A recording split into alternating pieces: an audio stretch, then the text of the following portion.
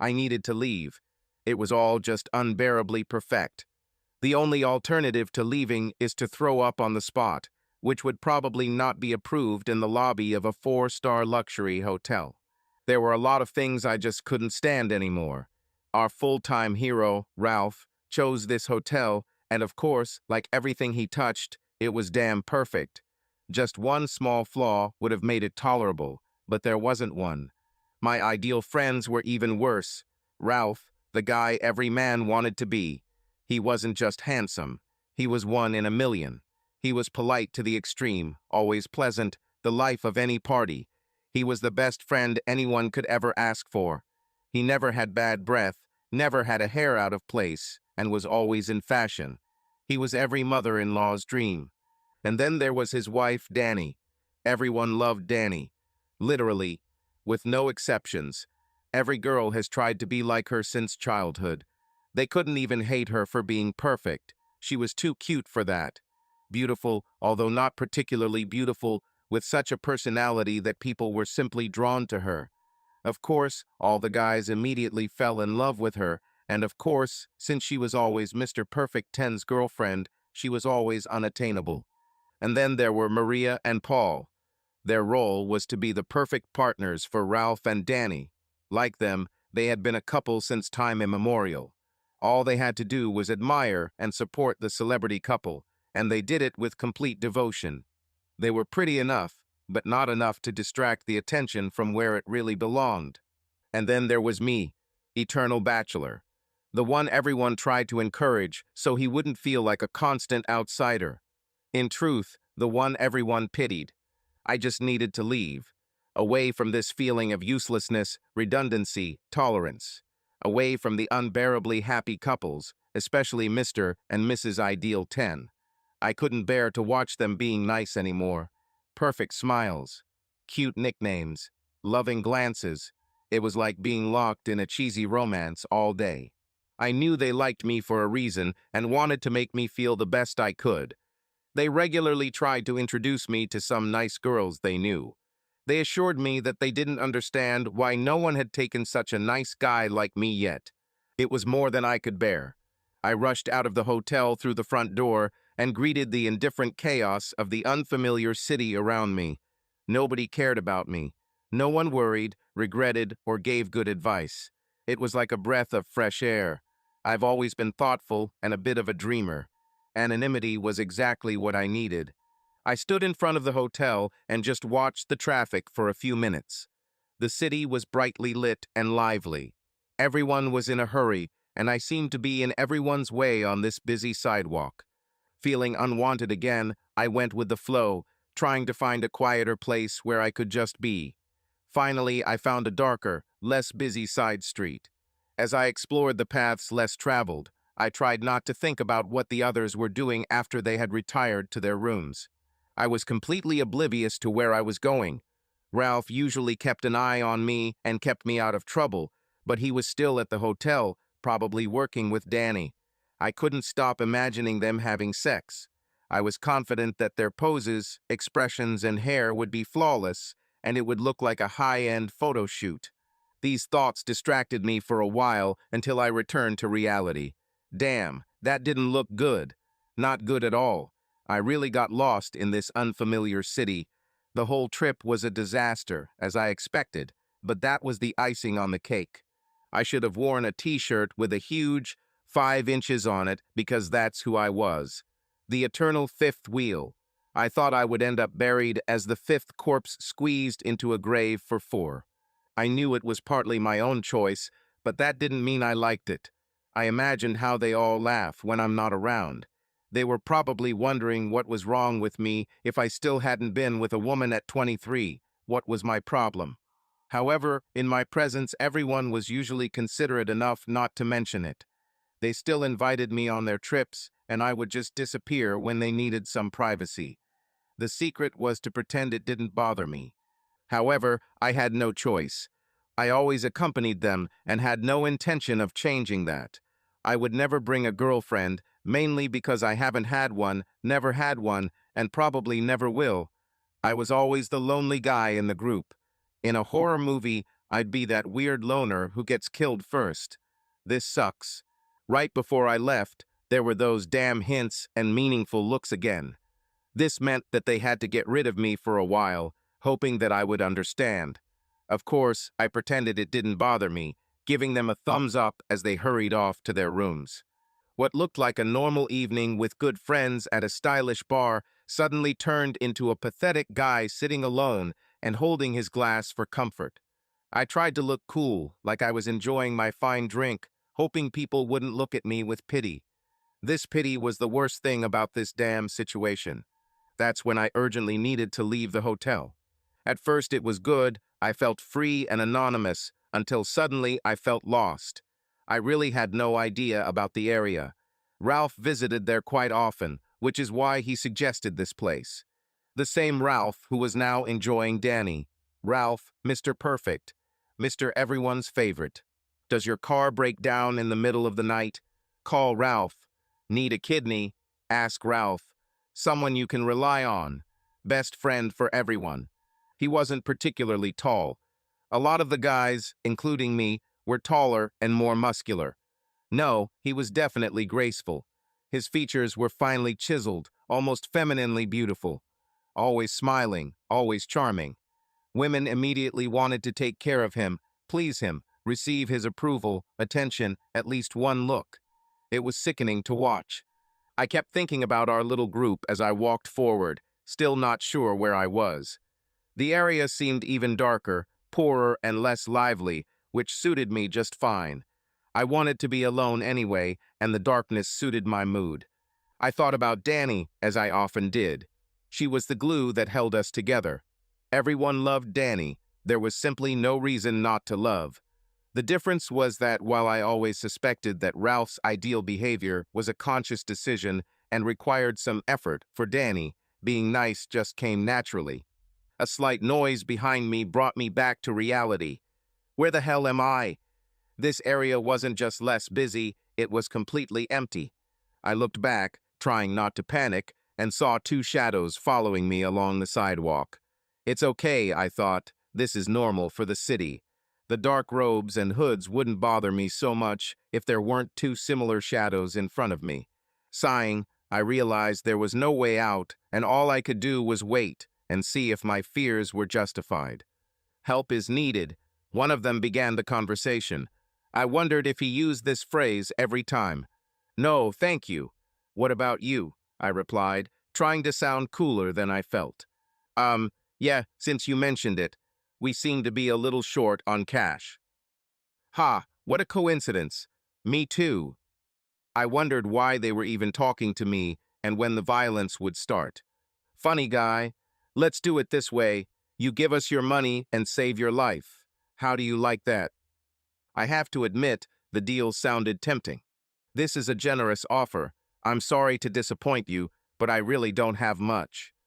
I managed to say before I was interrupted by a voice from behind me, too light to be taken as a threat. It was a voice that I knew very well. How the hell does he always manage to do this? Just leave him alone, and I probably won't hurt you, he said calmly. It was, of course, Ralph. Ralph, a handsome boy. Ralph, who was constantly underestimated by strangers. Ralph, who I was sure was waiting for this. The guys looked at each other in disbelief before laughing. Who are you? Wouldn't it be better for you to be at home with Mommy? One of them grinned. How do you say, Mommy, that the bad guys took your pocket money, boy? Ralph stood there looking lost and fragile, with hands in pockets. It was too dark to tell if his eye was ticking or if his neck was red. Don't touch my mom. Even without her, I'm your worst nightmare. Two of them started to move towards him, but froze for a moment. Despite his non-threatening apparently, this statement was too bold to ignore. Look, I enjoyed our conversation so much that I want to do you a favor. This will end badly for you, I added. I didn't want to warn them, I just wanted to avoid a fight. Ralph was an angry bastard when he was in combat mode, but 4 thugs was a lot even for him. Is he some kind of black belt? There was obvious contempt in the voice. No. I wanted to add, he's a sadist, but didn't. Worse, I said. I mentally shrugged. Now this cannot be avoided. Take it, guys. I'll take care of it, the interlocutor said, pointing at me. They followed his orders. I may have been the biggest guy in this little skirmish, but I was not trained to fight. He was my best friend in the world, but in these situations he was nothing short of a devil. All the evil of humanity was collected in that glance, all that is revealed when the thin film of civilization is peeled away. He was a predator on the hunt, and he truly enjoyed it. Thanks, friend, I replied, trying to hide how shocked I was. You saved my life. I know. That's what friends are for. You're my friend, you know. My best friend in the world. Never forget that. Got it. I know, I answered, but I didn't feel it. The predator's face was still there, just hidden under the mask he usually used to pass himself off as human. His features softened, but his eyes were still cold and hard. You know, Andy, I love you. Honestly, I love you completely. You're my only true friend in the world. I'm just afraid one day I'll have to kill you if you keep doing shit. I didn't know if it was a joke or not. I didn't even know what he meant by doing shit. Wander through dark streets. He laughed as if it was the best joke in the world, but I was puzzled. What the hell is wrong with him? A question I've asked myself countless times. Unfortunately, I was one of the few who saw the true Ralph. This was not a pleasant sight, and it was getting worse. Unfazed, I followed him past the still groaning group of attackers. The walk back to the hotel was more difficult than I remembered, and I wondered how Ralph had found me. Have you been following me somehow? Why, it was worse than a robbery. Without it, I would only be out a few bucks. And so he helped create a deadly situation in which he had to save me. However, without a doubt, he saved my life. How did he know where I was? How did he know I was in trouble? He should have been in bed with Danny. I was just about to ask him when he silenced me with a hug. There was never any planning or preparation when Ralph showed up on my doorstep. Such was our friendship. No meaningful discussion, just two guys relaxing together. 2 microwave pizzas, a few unhealthy drinks, and a PlayStation.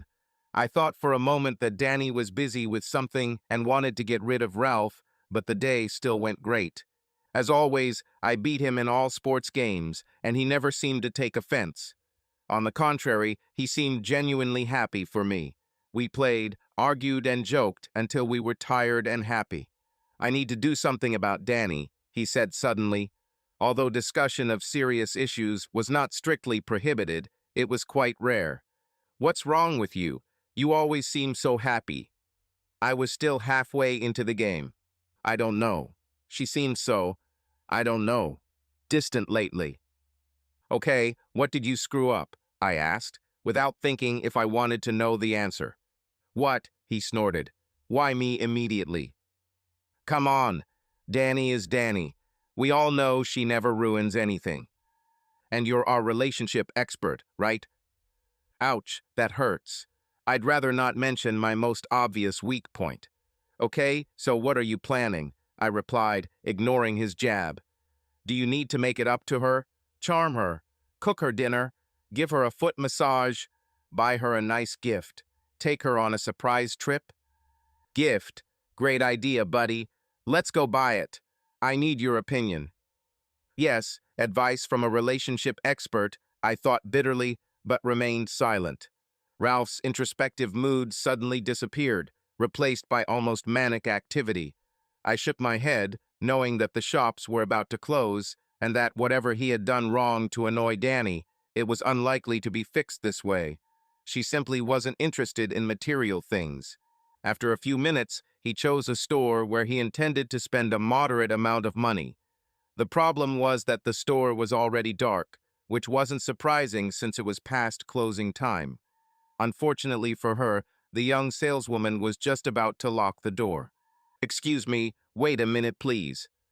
She looked around, and her face clearly read, "No chance, boy," until she looked at Ralph more closely. Ralph turned on his fancy catalog smile, and I knew it was gone.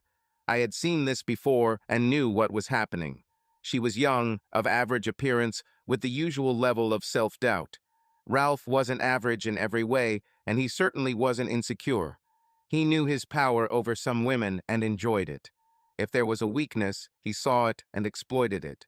She looked at him like a deer at the headlights of a car. His wide smile seemed so sincere. His teeth were whiter than the legal limit. His eyes were such a breathtaking blue. Neatly tousled hair, tan skin, facial features of a model. She had never been with such an attractive man, and he would get what he wanted. We all knew it. Please, you need to help me. I'm begging you.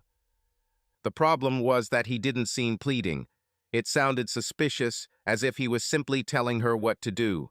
Not daring to look away from him, she simply nodded, trying to open the door without looking at her. She finally succeeded, and we found ourselves inside the store, which was again brightly lit. She moved as if she needed to go to the toilet, but I knew she was just hurrying home. We were stopping her from doing something really important, that much was obvious. Ralph knew it as well as I did, but he enjoyed it while I didn't. Come on, Ralph, hurry up. I'll beat your ass at the game. Relax, buddy. We have all the time in the world. Right, he added, looking at the saleswoman, enjoying his power over her. She just nodded, looking puzzled, but powerless. I began to suspect that he was doing this solely for my pleasure. It was a demonstration of his power over women, and it was intended to impress me while this poor girl suffered. He may have had real problems with Danny, but it had nothing to do with her. Not more. I am tired of this. Okay, I'm sure you can handle it without me. I'm going home. You can join me when you're done. She did not seem to notice all this and continued to watch, as if fascinated. His smug expression suddenly disappeared. He looked around as if he expected her to help him. Come on, Andy. I need you here. His self-confidence collapsed like a thin facade, and even his spell over the poor girl seemed to weaken when she decided to look at her watch. See you, I said as I walked out of the damn store, angry at myself, at Ralph, and at the whole damn situation. I thought it was just a normal evening with a friend. This was a pleasant surprise, as we haven't had many of these lately. Instead, it seemed like he was just using me, like this poor girl, to demonstrate. What? Your power over women? Your power over other people, including me? That he's more attractive than me? I already knew this very well, and have always known it. This confidence was the bane of my childhood. Crap. Luckily, he didn't come back to my house. In theory, running our meetings was a rotating responsibility, following an unraveled schedule controlled by Danny, Maria, and Lisa. For some reason, we always gathered in my garden in the summer, which suited me just fine. I was the only one with a house, and therefore the only one with a private pool outside. I think my lack of relationships had its benefits, as I could focus my time and energy on my career. I recently bought a new grill that was absurdly large, even for such occasions, as it should be. Control over this thing somehow eluded me as soon as other men appeared. The general consensus was that I wasn't as qualified as all those BBQ PhDs, and I should focus on serving drinks. Laughing, I left and joined the women. As had become the norm lately, any group of women that included Danny spoke in quiet voices with worried faces. As usual, this changed as soon as the man came into earshot. So, when do we meet, Miss Andy? Lisa asked, clearly trying to change the subject, having unmistakably found a sore spot. I saw Danny and Maria wince. The only way out is a joke. Why? Are you interested? Wow, tempting. There's just one small detail: you need to kill Tom first. Tom was the most gentle person you could imagine, but at 2 meters 5 centimeters of pure muscle, he wouldn't even notice that I was trying to kill him. Tom, I think I need to kill you, I shouted in his direction. Nothing personal. He just nodded absent-mindedly, giving me a thumbs up while he discussed something with Paul. Wait, Danny played. Poor Tom has done nothing to deserve this. If our eternal bachelor should be infatuated with anyone, it should be me. With these words, she theatrically placed her hand on her chest, grabbing my hand with the other. Now we were all laughing hysterically. Danny was as inaccessible as the Queen of England, only much more attractive. Suddenly, Danny's beautiful face changed to an expression of horror as I found myself flying away from her. obediently following Newton's laws and landing on my back. What the hell just happened? Stay away from my woman, you idiot. Do you hear me? Ralph. I tried to calm him down, still sitting on the ground. Looking around, I saw that all the mouths around were open in amazement. Shut up, okay? Don't make it worse. We all know what's going on here. I managed to say. What are you talking about, Ralph? Lisa asked from behind him, sounding clearly puzzled. He knows, he declared, waving his perfectly manicured finger in my direction. And she knows, he added, turning to his wife. Come on, buddy. Calm down, Paul tried, putting his arm around Ralph's shoulder. Ralph allowed him to do this, but ignored him completely. I'm not blind and I'm not stupid, okay? He added as I contemplated changing my current undignified posture.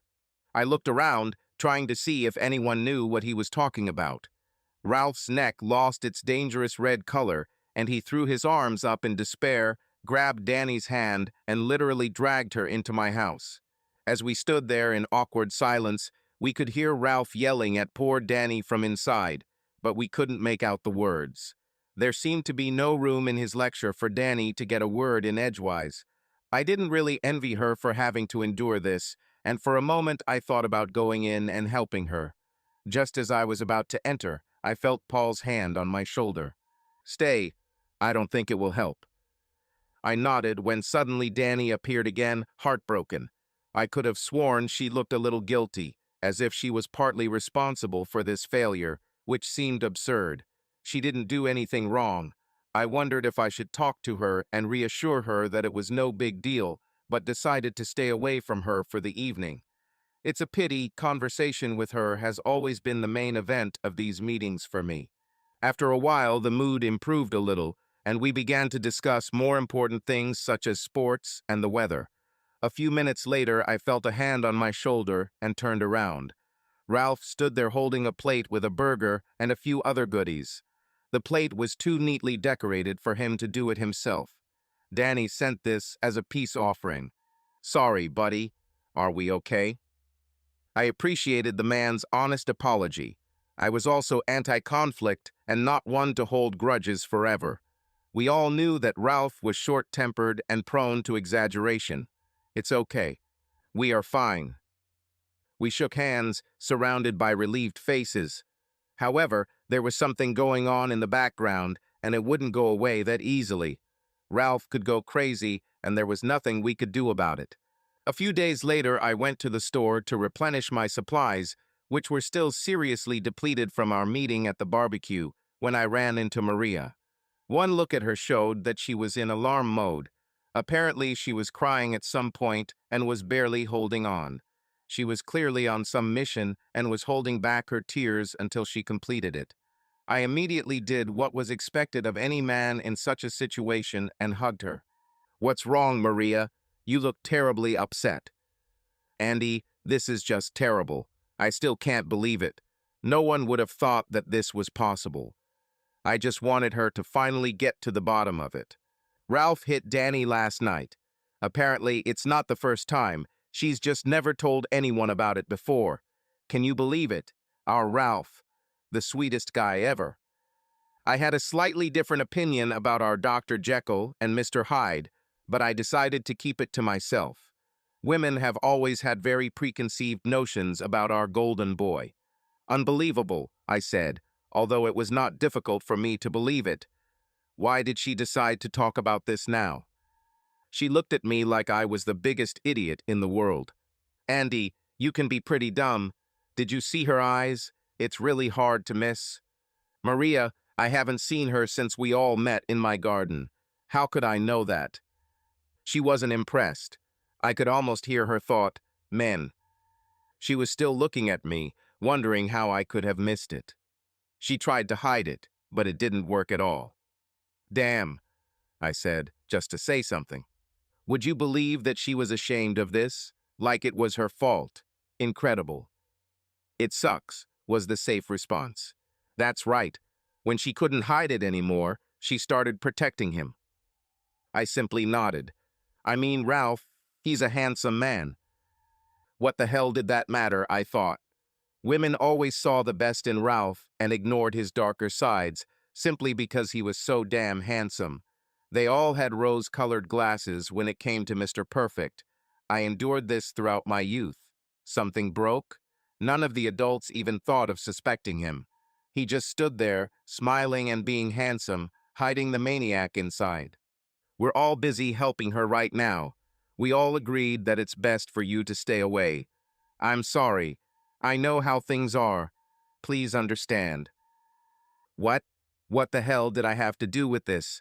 It was painful. Danny was one of my best friends. Why was I suddenly excluded from helping her in her time of need? So, what's going on now, Maria? Isn't there something I can do to help? No, you need to stay away. Do you hear me? This was accompanied by a stern expression, as if I had hit Danny. The problem was that I was sure I didn't do it. What did I do wrong? Come on. Seriously, Andy. She's going away anyway, at least for a few days. She's staying with me and Paul until she decides what she wants. Okay, just let me know if there's anything I can do to help. Without another word, but with another one of those mysterious stern looks, Maria left me standing there, still puzzled. Danny, you need to leave Ralph. Coming back and forgiving him was a mistake. One day he will kill you or someone else, Maria pleaded. Not exactly what you'd expect to hear at your average barbecue party, but certainly true. I knew this topic had come up before and would come up again. This time it didn't matter to them that I and the other guys heard them, since it was already common knowledge. Ralph was the best friend you could have, but he was also a damn ticking time bomb. Our entire circle of friends began to gradually lose illusions towards him. Nobody knew what to do with Danny. Kicking him out of the friendship was never an option after what he did to each of us. Just stop, okay? I know what I'm doing. Stop putting pressure on me, Maria. I'm his wife, and I'll stay with him through thick and thin. Okay? Got it? He needs me now, and that's it. It's my fault. This conversation was too emotional to continue. We all knew that Danny was loyal to the end. We all knew it, I thought as I watched them hug, their short fight already forgotten. Even though Danny made it clear that this was her personal matter, it affected us all, whether we wanted it to or not. It was impossible not to follow their constantly evolving drama. Sorry, Maria. It's so difficult. I know, Maria answered, sniffling just as hard as Danny. So what happened this time? Pete brought me a burger. Danny, Pete brought food for everyone. That's how it always started. Someone did something nice for Danny. Someone was talking to Danny. Someone was just looking at Danny. You can't continue this, Danny, I said, interfering with their conversation. It's getting worse, and sooner or later someone is going to get hurt. No, stop stalking me. Please, this is hard enough as it is. I can't leave him. He won't survive without me. He's my man, and I'll be there for him even when times are tough. The problem is that the hard times have already lasted quite a long time. Their problems grew for almost a year. Why are you staying? I asked Maria after Danny left to clean up. For the same reason as you, to keep an eye on Danny. Not just for Danny. You know, I really like Ralph. I mean the real Ralph. I can't even remember a time when we weren't friends. Seriously, Andy, is the real Ralph a kind person? Was he ever your friend? Do you really love him? Come on. Do you know how he helped me when I crashed my dad's car in the middle of the night? When he took the blame when Mrs. Parker wanted to expel me from school? When... I know, she interrupted me. Still, are you sure that's who he really is? A nice guy who helps everyone but sometimes loses his mind and expects everyone to be understanding. What do you want to say? Have you ever thought that it might be the other way around? How unlikely it is that his kind personality just disappears, only to come back later. That he might enjoy these outbursts of rage, that this is his true self, that he might be using us to cover his ass, making us do it by being nice most of the time. You think? I don't know. Honestly. I know why I'm staying, and it's definitely not for Ralph. Days. Danny and you. What? I'm not the one to worry about. For some reason, she looked like she didn't believe me. As long as you and Danny can't tear yourself away from Ralph, Paul and I will stay close. You and Danny are our true friends, and we won't leave you alone, sliding into the abyss following Ralph. She suddenly took my hands and looked at me with sympathy. Andy, Danny may be doomed. We need to get used to the idea. But you, my friend, you may have to let go. Before she could continue, or I could come up with anything useful to say in response, Danny returned and Maria left me alone with my thoughts and secretly examining Danny's fresh, poorly hidden bruises. I remembered the day Ralph helped me deal with the cruel Ostrovsky twins. They ambushed me again after school and just started beating me.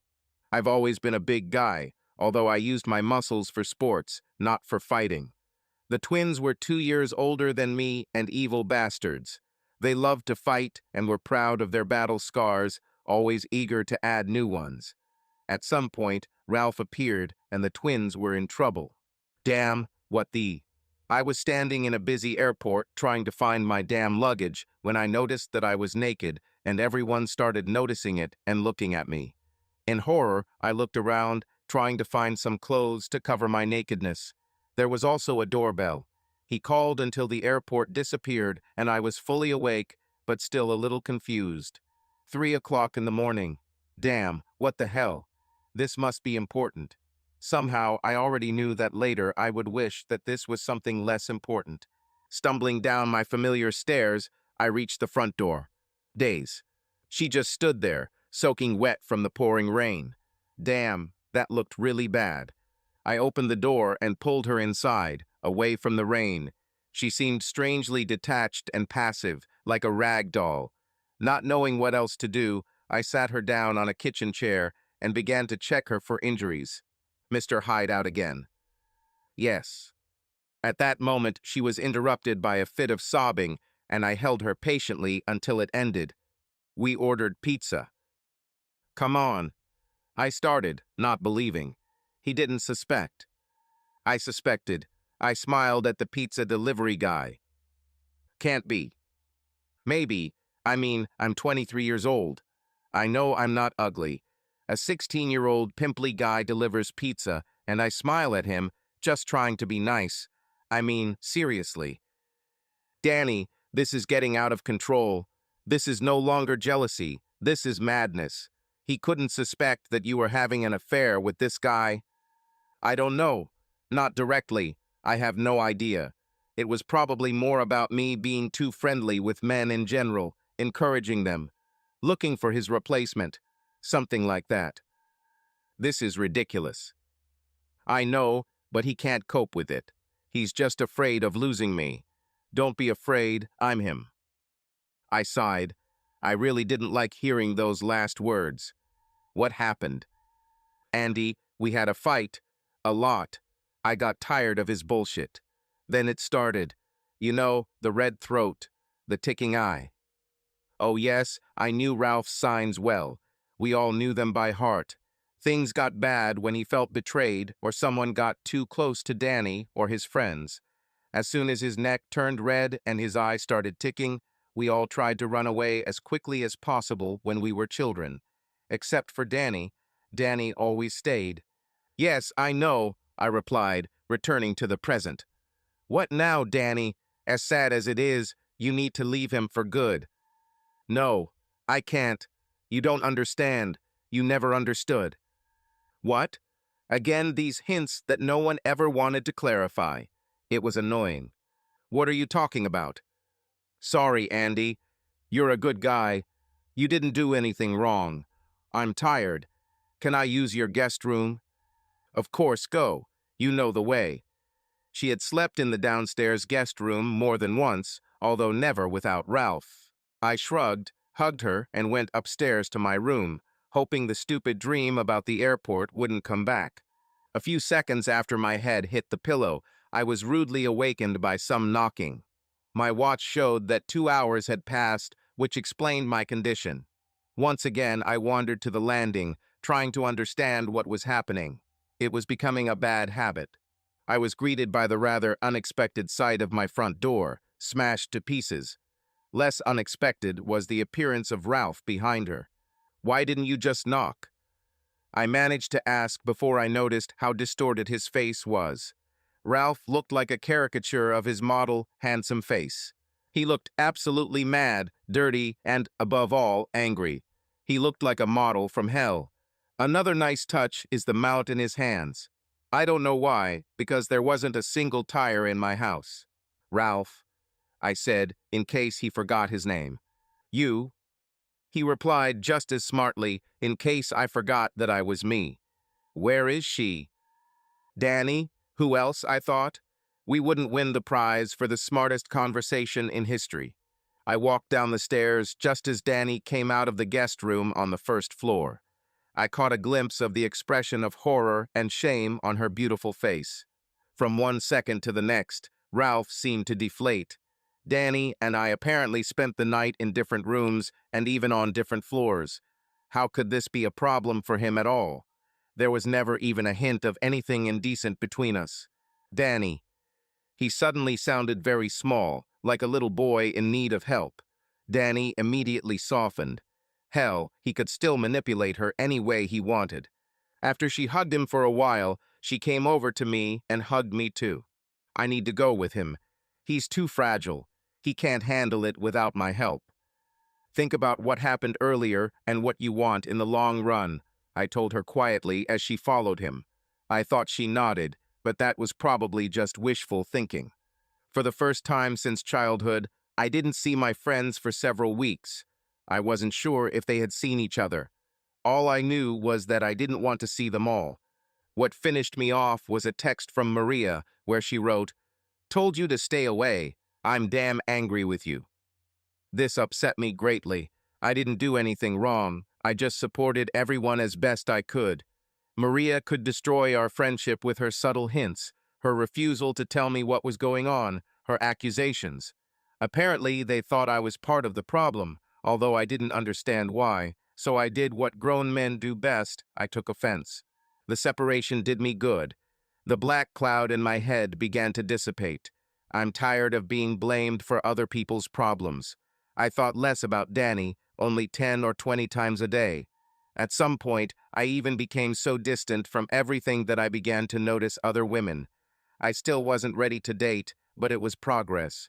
It was like I was coming out of a divorce from all my friends, but mostly from Danny. Then everything went to hell again. I was spending a quiet evening listening to something meaningless on Netflix when my phone rang. Without thinking, I answered without even looking at the number. "Andy," came a sobbing voice, and the fact that it was Danny's voice immediately made me tense up. "Danny, what happened? Can you come, please?" I decided that staying away from them for the time being was best for me. "Well, okay, already going." Damn, this must be serious. Danny rarely asked for help. The fact that she did it and cried didn't bode well. I jumped into the car and tried to cope with the panic. I debated whether to call the police, but didn't know what to tell them. A woman crying in the evening may not be enough to call the SWAT team. I rushed to their apartment to find worried neighbors gathered around the open front door. "It's okay," I said, trying to sound confident even though I still didn't know what was going on. "I'll deal."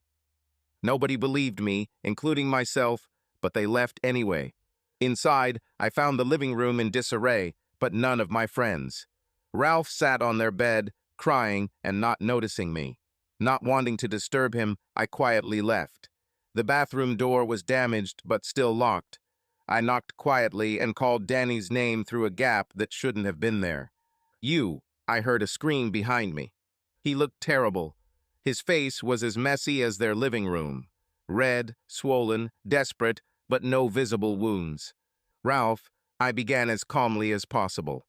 "Danny called me. She said she needed help. I came right away. Is there something?" "You, of all the bastards, are you here to help?" "What? Why? What's wrong with me?" "What's wrong with you? Everything's wrong. You're stabbing me in the back after everything I've done for you. I saved your life. Have you forgotten that?" I was the best friend anyone could ask for.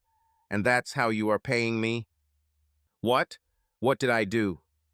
What? He simply shouted without further explanation. Calm down, Ralph, I heard behind me. I called him. Danny, I'm not kidding. You know what's going to happen. I'm getting to the point where I don't care, she replied, sounding surprisingly calm. I quickly glanced at her. To my great relief, she looked dirty, tired, possibly beaten. I swear I'll kill someone if you leave me. It shook me to the core. It was too serious. Can someone explain to me what's going on? I looked at their faces one by one, finding no answers. What the hell? Everyone assumed that I knew what was going on, but no one felt the need to explain it to me. Okay, what now? Danny, you clearly can't stay here. It's not safe, I tried to reason, ignoring Ralph, the elephant in the room. I'm surprised no one called the police and no one got seriously hurt. Then Danny pointed to her forearm, which I hadn't noticed. See, this is what's happening, Ralph stated before suddenly disappearing into the depths of their apartment. Okay, Danny, that's enough. You need to leave. Andy, you know I can't do this. Ralph will hurt someone. You heard him. I can't let that happen. I wondered who she thought had been killed and assumed that Ralph was talking about suicide. This is chantage. Does he really have to stoop that low? Well, Andy, we're hardly in a position to judge him, are we? What did she mean? Before I could ask, Ralph was back, and apparently he had picked up the pace again. His neck was slightly red, but at least his eye wasn't twitching anymore. Why the hell are you still here, bastard? He didn't shout, but it was obvious that the neighbors heard every word. Hey, I'm your friend. I started before he cut me off. Friend? My friend? Seriously? Not only did I hear it, but I felt like I was standing in a wind tunnel. I hate you. Always hated it. Let's be honest, okay? All these years of pretending. I am tired of this. Can you hear me? What? Was my brilliant answer. I had no idea what he was talking about and assumed he didn't really mean it. You always wanted her, bastard. You know, I don't care. Most guys want her. It drives me crazy, but I don't care. He looked confused at that moment, and confused and angry Ralph was truly scary. But you, he screamed, turning around and pointing at Danny, you're actually killing me. Ralph, calm down, please. You've made it all up to yourself. I tried. Andy, Danny interrupted me. It sounds calm and sad. He is right. Let's be honest for once, okay? He's right. This dishonesty is killing us all. That's right, he added, completely inappropriately, in my opinion, since I still did not understand what they wanted to say. Okay, I finally said, mostly stalling for time. So I've always loved Danny. I admit it. I mean, who didn't love it? I loved? Are you kidding me, motherfucker? You've had a huge, I love Danny on your forehead since you were a child. Did you really think no one saw this? To be honest, yes, I thought. Damn, the cat is out of the bag. Andy, Danny said very softly, everyone knew. You think I am who I am for no reason, idiot? An angry, jealous bastard that even I despise? I always knew you wanted her. I always knew that I would eventually lose her to you, and I always knew that someone would die if that happened. What? Are you crazy, guy? I answered, already knowing the answer. Yes, he laughed bitterly. Yes, I'm crazy. And guess what? It's because of you. Not just because of you, bastard. I could be living with another loser wanting my woman. But Danny. She just looked at me as if ashamed, shrugging her shoulders. Danny? I asked. He's right about some things. I was always Ralph's girl. There was never any doubt about that. But still, I always liked you. I really liked it. She blushed a little, which was both cute and inappropriate given the situation. Do you see? He shouted. You could never hide it. I always knew what was going on. Why do you think I was pretending to be your friend? Hell, you never even liked me. Keep your enemies close, as they say. What? I still had trouble understanding that he was serious. Andy, think about it. Danny intervened. Did you ever really like Ralph? Well, damn, I wanted everything to finally become clear, but maybe not so much. Time for truth, she added, and both waited for my reaction. Well, I admit, I mostly stayed around him because of you. But hey, why did he save my life in that dark alley then? What do you think, bastard? I tracked you that night. I still do from time to time. When I saw where you were, it was perfect. Saving you would have stopped you from trying to steal Danny if you had any style. But of course you don't have it. Hey, I never tried to steal her. Seriously? Let's be honest. You don't love me. Say it, I can live with it. Why did you stay around? Why have you never had a girlfriend? Because you only want her. You love only her. You love her so much that you are ready to endure in silence. So much so that you live like a monk. So much so that you watch me have what you want. Confused, I could only nod. Danny added fuel to the fire, beaming at the moment. Ralph lost his temper. As his eye twitched again, he grabbed a huge kitchen knife and looked at it as if he was confused. I thought he wasn't sure who to kill, Danny, me, or himself. Danny, meanwhile, stood in front of me, clearly trying to protect me and not seeing herself on his list of potential victims. Before I could warn her, he casually threw the knife in our direction. Contrary to what the movies show, throwing a kitchen knife is not easy. Ralph had no skills, only anger. The knife hit the wall harmlessly, hitting first. All three of us were stunned. Ralph looked at his open hands, not believing what had happened. Damn, he said simply, suddenly looking close to tears. Danny boldly walked up to him and gently stroked his cheek. Ralph, I'm so sorry about everything. It's not fair. Never was for any of us. Ralph, I still need to leave now.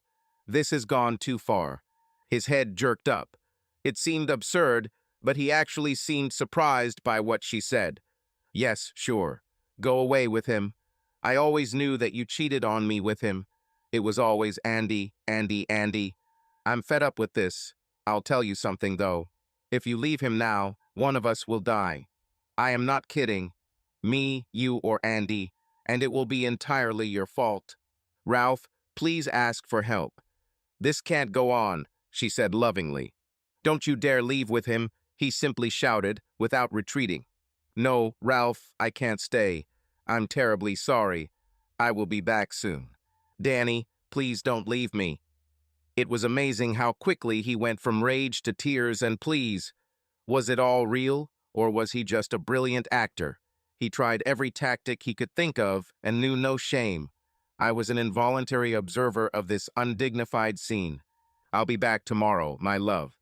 With that, she simply beckoned me to leave their apartment with her without touching me, which seemed like a good idea. Of course, we went to my house. Without a word, she disappeared into the guest bedroom, which I now thought was her room, rejecting my silent offer to listen if she wanted to talk. Of course, I couldn't sleep for a second. To my complete surprise, I heard my bedroom door open a few hours later. I didn't dare move and just watched Danny, wearing only a t-shirt and panties, walk towards my bed in the moonlight. Despite the terrible overall situation, it was a magical moment. You do not mind? She asked quietly. Just hold me. It wasn't just a tempting offer. This was the first step towards what I had dreamed of all my life. Wordlessly, I lifted the blanket, she snuggled up to me, laid her head on my shoulder, and seemed to fall asleep immediately. Despite my numb hand, I was in heaven. Even if it was just this night, it was worth everything. Yes, we were confirming Ralph's fears, but it felt like we were all on some kind of ride with no real choice, waiting for it to end, hoping we weren't in tears. She was still fast asleep when I woke up the next morning. I assumed the previous weeks had taken their toll on her. I couldn't imagine what it was like to live with Ralph. She had her reasons for staying with him, and whether they were justified or not, she was a hero for sticking it out. The smell of the breakfast I cooked may have helped her come down from my bedroom to the kitchen later. I did my best to impress her. The fight for her was now open, and I was ready to do everything possible to win. Ooh, this looks delicious. I am starving. Unfortunately, after a good start, The rest of breakfast passed in awkward silence. One of us had to be brave and openly discuss what we wanted, but that didn't happen. I definitely didn't want to beg her to stay, and I didn't want to force her like Ralph did. Of course, I hoped she would leave Ralph, but that had to be her own decision. I decided not to mention it. Danny, you really need to leave Ralph. That's all that's left of my decision. She didn't answer, but looked at me sadly. It's not that simple, Andy. I have to take care of the man I love. I have to make sure nothing happens to him, even if he harms himself. I replied, assuming she was talking about Ralph. She looked at me surprised and a little sad. Danny, do you really believe that he loves you? What? Well, of course.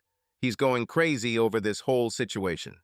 Okay, it's time to sort everything out, I decided. Is it true? Do you know what I think? I think he's always been the center of attention and he craves it. He needs the power that comes with it. He needs confirmation. He needs to feel important. What does this have to do with anything? Have you ever thought that he's just using you, that he's just using us all, that we are the stage and audience for his little dramas? She shook her head, but I saw that her faith in Ralph was beginning to waver. I'm not sure, Andy. This sounds like a cop-out. Yes, he loves attention, but this sounds like a cheap way to justify me leaving him. I can't deny the love he has for me. Okay, I answered, shrugging my shoulders and not wanting to go deeper into this minefield. If what I said was true, and I didn't know for sure, it would be a blow to her self-esteem. She would never have been loved by Ralph, only used. I knew how flattered she was to be his chosen one, to be in the spotlight with him, to see how other girls were jealous of what she had. We drank coffee in silence. I tried to watch her expression without being obvious, and she was deep in thought. It was a big step for her to even think that all her efforts and suffering for her marriage might have been in vain. All she did was serve a purpose in Ralph's plan. Suddenly, it seemed like she had made a decision. I need to go home now. Of course, I tried to hide my disappointment. I had years of training. Hiding my true feelings when it came to Danny was something I was really good at. Understand.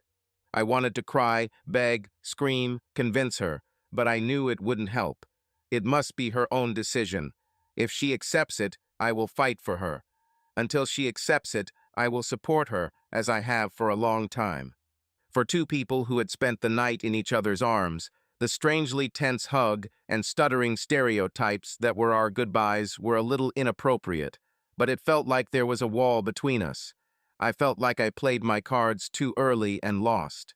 Don't worry about me, were her parting words, but that's exactly what I did. As always, I felt the need to protect her, and as always, I could never do it. I was very busy over the next few days, mostly worrying and imagining horrible things. I walked home into the gray afternoon, again contemplating my shitty life. There was nothing I could do about the damn situation with Danny and Ralph, which meant I couldn't do anything about the damn situation with Andy. I was again thinking about leaving everything behind and starting over somewhere else. It was a nice thought, except for the fact that nothing like that would ever happen. Everything will remain the same. We are all securely tied to our roles in this cheap little show. Suddenly, Ralph pushed me. Ralph. I said, mostly just to say something. You damn bastard. You ruined everything. What? Danny. That's what you messed up. It was always you and Danny. I've always been the odd one out. It was absurd. It was completely the opposite, so I answered in the most obvious way.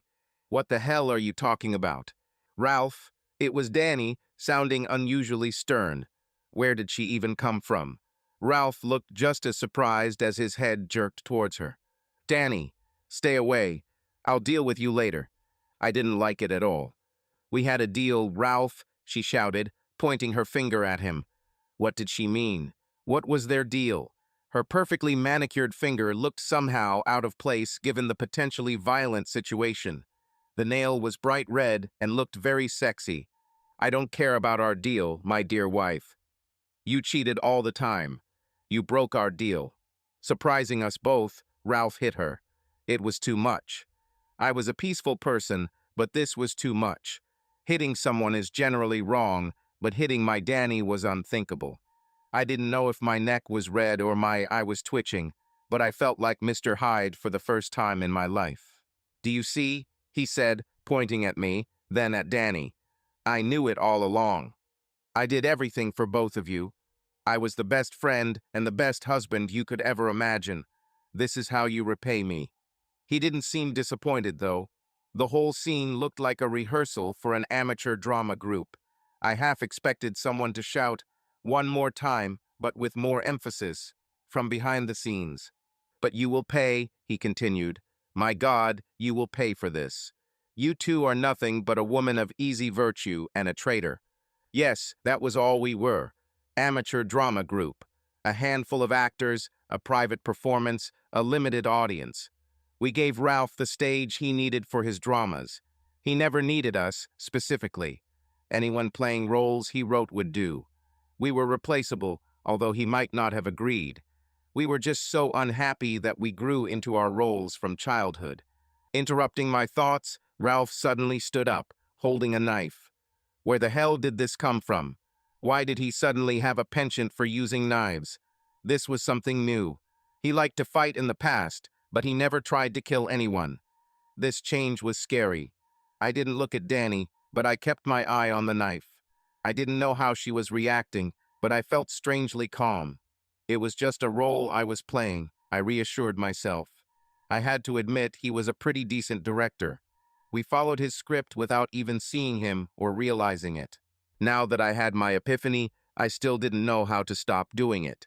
I thought about shouting "replica" to get some guidance. I did feel less scared, however. Ralph tried to attack me, but Danny stood up. "Do you see? I knew it. She always chose you." "You don't know anything, you idiot," Danny shouted. "Nothing happened between Andy and me. You're paranoid and you need help. No one can help me when I have friends and a wife like you." He was surprisingly calm as he stood up and began to leave. "Don't say I didn't warn you," he added over his shoulder. "Don't say that what's about to happen is my fault. It's all on you." We just looked at each other, shrugging our shoulders, not feeling the need to pursue him or do anything. "You must stay with me today, Danny." "I think so too," she answered quietly, and the look she gave me made my legs give way.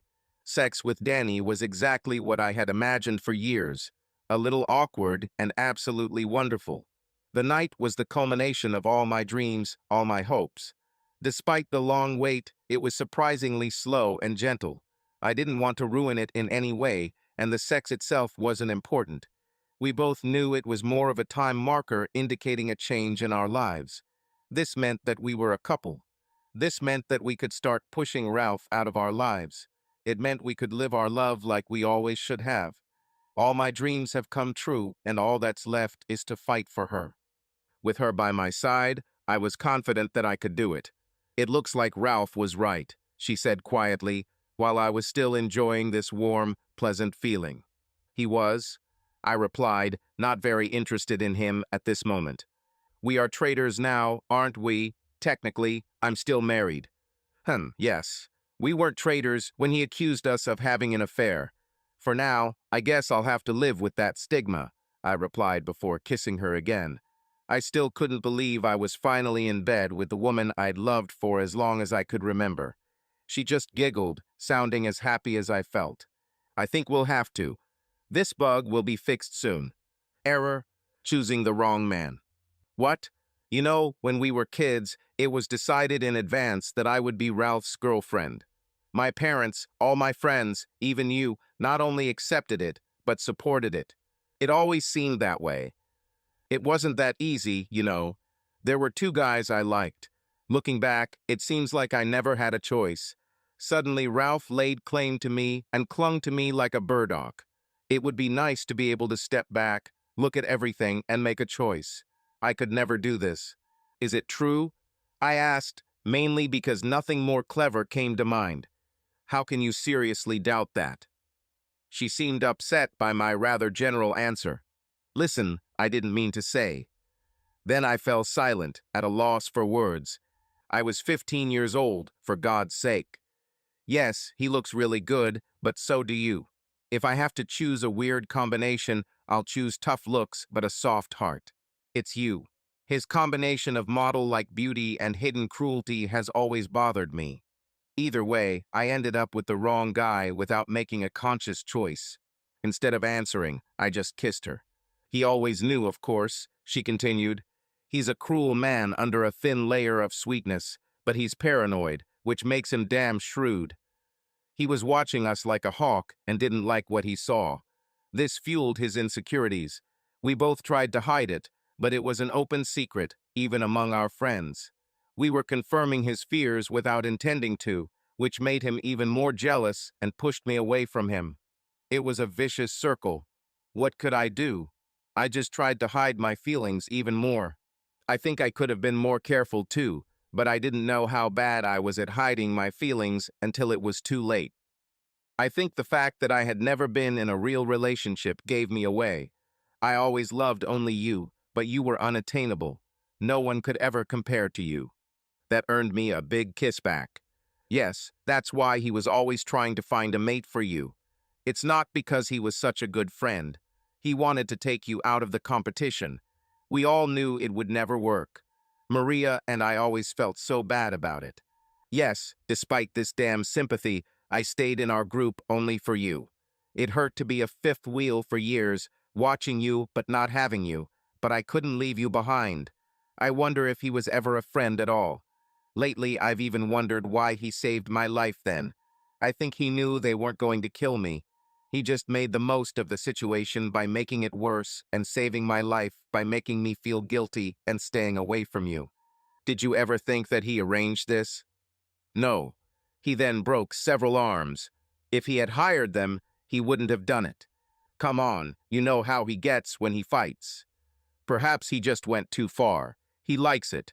And seriously, he fights well when he's in a state of passion, but 4 bandits. Is it true? So easy. Without a scratch? I think they would have had a better chance if he hadn't taken them by surprise. I looked at her in surprise, mainly because I had never thought about it. The whole situation was terrible, a dead end, and everyone was unhappy.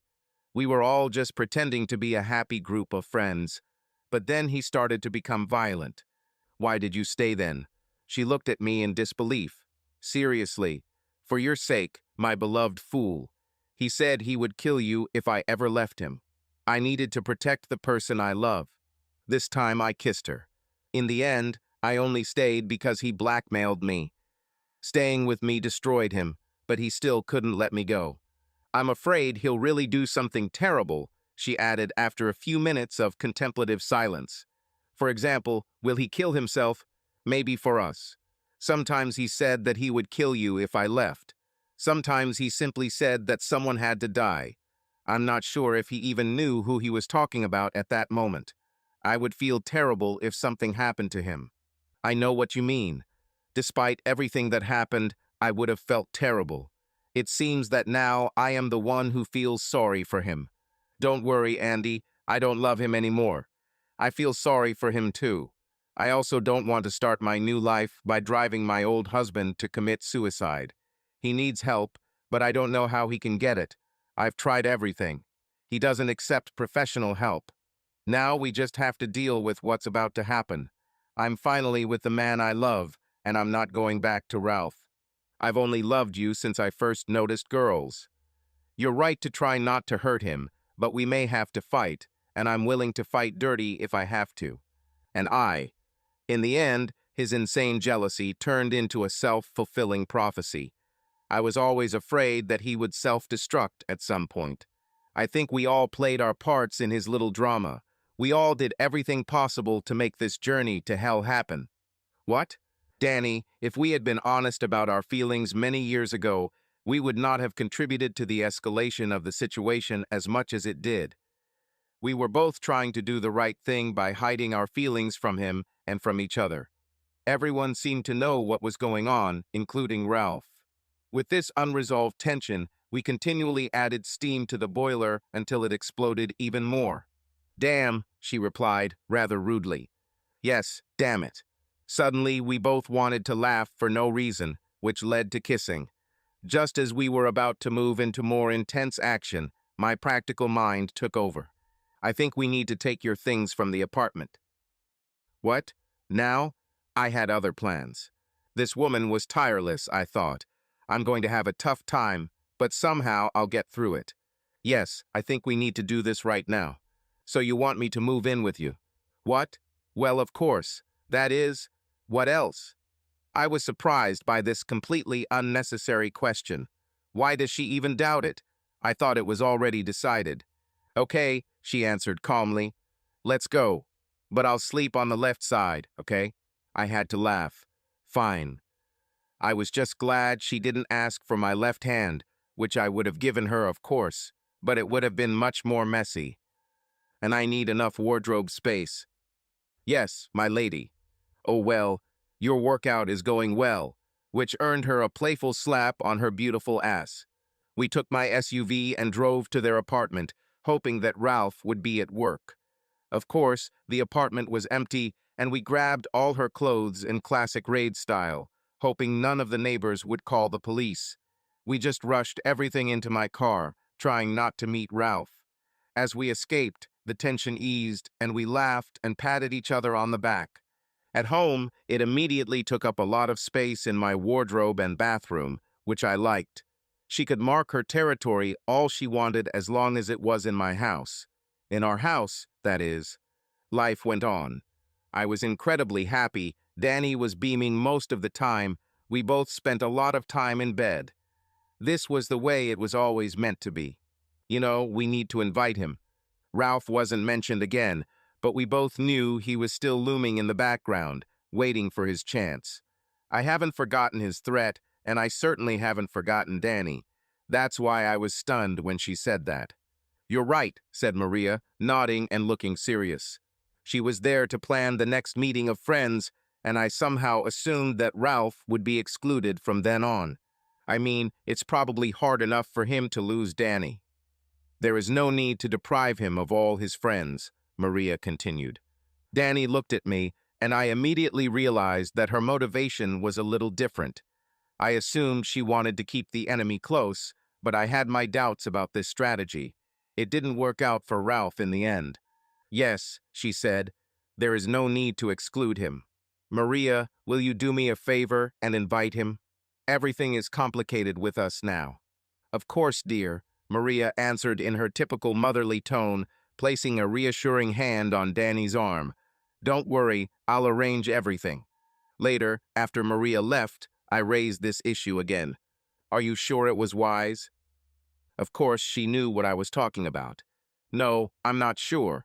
But do you want to live like this, constantly looking over your shoulder, worrying if something has happened to the one you love? Yes, you are right. I'm about to become the next paranoid person myself, if this continues. I don't like it when you leave the house alone. I noticed, but I can't drag you with me every time I meet a friend or go to work. I don't want to live in prison. This needs to be resolved. Okay, Danny, I don't think he'll go completely crazy when everyone is there. She nodded, but looked as doubtful as I did. The meeting was quite tense. Danny and I did not hide the fact that we were a couple, but we tried not to demonstrate our feelings excessively. Most of our friends seemed to approve and even be relieved, but a few frowned. Overall, everyone tried to ignore the elephant in the room and pretend they were having a great time. I would have sworn everyone jumped when the doorbell rang. Despite all the planning and agreement that it was for the best, I hoped he wouldn't come. I even assumed he wouldn't come, but he was the only one missing, and no one ordered pizza. For several painful seconds, no one moved until Maria, as our hostess, finally found the courage to open her own front door. Ralph, we heard her shout with exaggerated friendliness. I'm so glad you came. I didn't hear his answer, but everyone watched as he walked into the living room, trying to show his usual confident smile. This time it seemed glued on and obviously fake, but the message was clear. It's okay. I'm still in charge. Only it's not like that. He was tense as a string. He moved like a robot. He kept looking around for confirmation.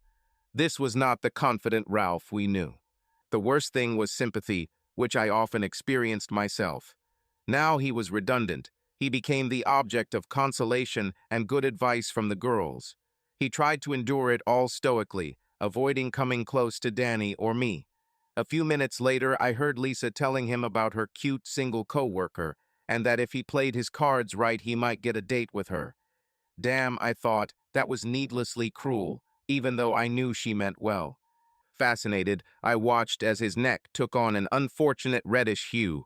Lisa didn't grow up with Ralph like we did, so she may not have known his signs. Completely unaware and with only the best intentions, she continued her mission to please him. Ralph, don't worry. Some cute girl will find you soon. Fascinated, I watched as Ralph slowly boiled inside. I could almost hear his thoughts. He was the main guy, the one all the girls lusted after. He doesn't need sympathy or reassurance that he can get the girl. It was a humiliating sight, but I didn't want to make things worse by interfering on his behalf. That would probably set off the mine he currently had. I'm so worried about you. I mean, to be abandoned like that. Oh damn, just when I thought it couldn't get any worse.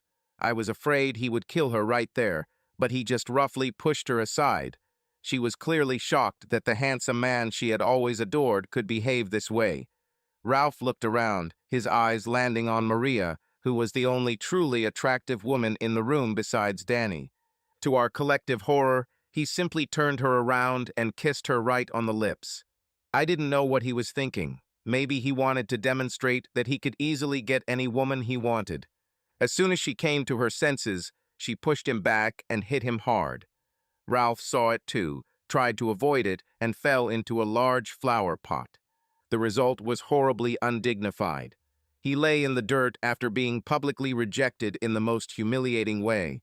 He completely humiliated himself, and the worst thing was that everyone, including me, felt sorry for him at that moment. Everyone saw him in a new light. The collective rose-colored glasses were off, and he knew it. This time, not only his neck turned red, but his entire face. Strangely, he looked at me for help. I realized that I had always been his partner and winged friend, although now it seemed that we had not liked each other for a long time. Not this time, not in front of 14 people who were looking at him in awkward silence, turning from friends to just acquaintances. How he suddenly looked like a little lost boy, smiling sheepishly. The drama has reached its final act. In a great plot twist, Ralph's role became that of a tragic loser, humiliated and a disappointment to everyone. This was the final defeat. I watched him as Danny turned away, not wanting to help him or even see this undignified scene. I saw realization come to his eyes. He looked at her like the moon, reflecting only his light. She was the sun now, and it seemed like he had suspected it all along. Remembering our childhood, the time when our friendship was still pure, and deciding to be the bigger person, I helped him stand up for the last time. He accepted my hand gratefully, but saw in my eyes what it meant. We're done. He stood up and looked around for support, seeing only what hurt the most: pity. I have never seen him so weak, so defeated. The worst part was that I knew how he felt. He was on the verge of a breakdown. Without a word, he turned and walked away before we could see his final humiliation. Isn't it amazing how hot it is already? I mean, seriously, it's only May, Paul said suddenly. Amazing, isn't it? Hey, is there any potato salad left in there? Tom added, as if nothing had happened. We soon heard the girls giggling about something stupid someone had found on the internet. I looked at Danny, and we shrugged at the same time. It was as if Ralph had never been here. Everyone just decided to not only kick him out of the group, but also erase him as if he never existed. We really didn't care. He walked out of our lives, and, as far as I knew, no one ever heard from him again. Several months have passed. Danny and I lived together. Our life was full of happiness and joy. However, Ralph's shadow still remained somewhere in the background. We couldn't completely relax, even though he disappeared from our lives. One evening, while we were having dinner on the terrace, my phone rang. It was an unfamiliar number. Reluctantly, I answered. Hello? Andy, this is Maria. We need to talk. Her voice sounded excited. What's happened? I asked, although I already had a present of something bad. This is Ralph. He's back. My heart skipped a beat.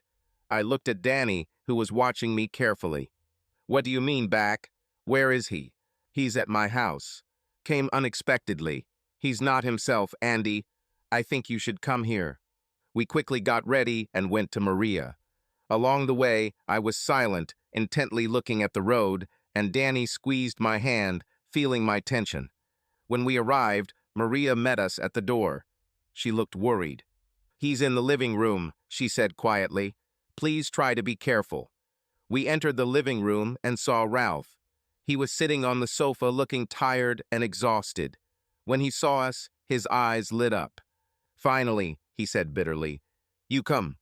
"Ralph, what's going on?" I began cautiously. "What's happening?" He grinned. "You tell me that. You destroyed everything I had." "It's not like that," Danny answered, trying to remain calm. "We never wanted it to end like this." "Lie," he shouted, getting up from the sofa. "You always wanted this. You always wanted to be together, and I was just an obstacle." "Ralph, we are not enemies," I said. "We want to help you. Do you need help?" "I don't need your help," he shouted, coming closer to me. "I need everything to go back to the way it was." Danny came closer and gently placed her hand on his shoulder. "Ralph, please," she whispered. "We can all find a way to move on. You too can find your happiness." He pushed her hand away and turned away.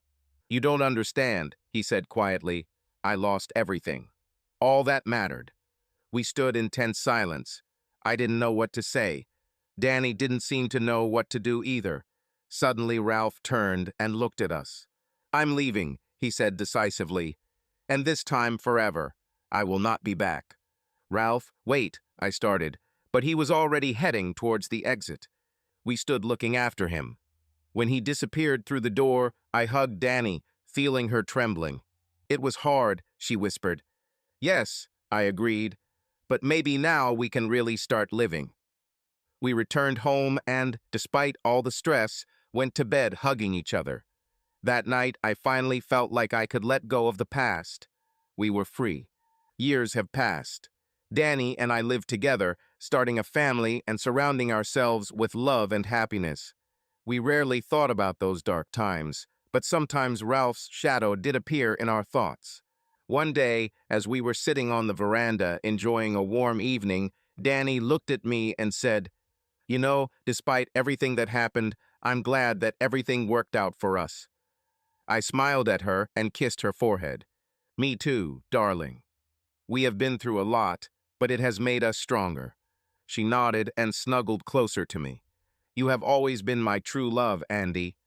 I regret that I didn't understand this earlier. The important thing is that we are together now," I answered. "And this is the most important thing." We sat in silence, enjoying the moment. Finally, after all the trials, we found our peace and happiness. However, the calm did not last forever. A few years later, when our lives had finally stabilized, the person from our past appeared on our doorstep again. It was Ralph. Gaunt, gray-haired, and looking older than his years, he stood on our threshold with a tired look. "Hi, Andy," he said quietly. "Ralph?" I was stunned by his appearance. "What are you doing here?" "I need to talk to both of you." His voice was hoarse and weak. I invited him in, and Danny and I showed him into the living room. I was tense at first, not knowing what to expect, but his tired look was a little reassuring. "I was far away," he began, sitting down on the sofa. "I tried to find myself, but—" He fell silent, not knowing how to continue. "What happened, Ralph?" Danny asked, sitting next to me. I realized that I can't get away from the past. His eyes were full of sadness. "I thought about you all the time, about how everything turned out, and I came to ask for forgiveness." These words struck us both. We sat in silence, not knowing what to say. "I was wrong," he continued. "I didn't see how much you loved each other. I was selfish and paranoid, and because of this, everything collapsed." Danny gently placed her hand on his arm. "Ralph, we've all made mistakes," she said, "but we all learn and grow." He nodded, tears streaming down his cheeks. "I don't seek your forgiveness," he said. "I just want you to know that I'm sorry." I've lost everything, but I don't want to lose my last drop of dignity." We all sat in silence, pondering his words. I felt my anger towards him melt away. After all, he was not only our enemy, but also our friend at one time. "Ralph," I said finally, "forgiveness is not something that comes easy. But you took the first step, and that's important." He nodded, accepting my words. "Thank you," he whispered. After this meeting, Ralph left, and we never saw him again. But his visit left a deep imprint on our hearts. We realized that even the deepest wounds can heal if there is a desire and willingness to forgive. Years passed, and Danny and I continued to live our happy lives. We grew up together, overcoming all difficulties and enjoying every moment. Our children grew up surrounded by love and support. One day, as we were sitting on the veranda watching the sunset, Danny looked at me and said, "Andy, I'm so grateful for everything we have. We've been through a lot, but it's only made us stronger." I hugged her, feeling the same gratitude. "Me too, darling," I replied. "Our love has withstood all the tests, and I know that we will be happy together until the end of our days." We sat in silence, enjoying the moment. Finally, after all the trials, we found our peace and happiness. And despite everything that happened, we knew that our love was stronger than all the obstacles. And that was the most important thing. Subscribe to our channel so that your love doesn't cheat on you, and go ahead and listen to the next story, because this story is nothing compared to the next one. If you're under 18, don't even think click to the next one.